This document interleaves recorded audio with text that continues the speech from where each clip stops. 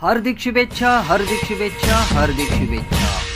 Republican party of इंडियाचे प्रदेशाध्यक्ष आमचे मार्गदर्शक माननीय राजाभाऊ सरवदे साहेब यांना वाढदिवसाच्या लाख लाख शुभेच्छा.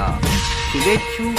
भीमराव सीताफळे अध्यक्ष मातोश्री रमाबाई आंबेडकर माथाडी कामगार संघटना,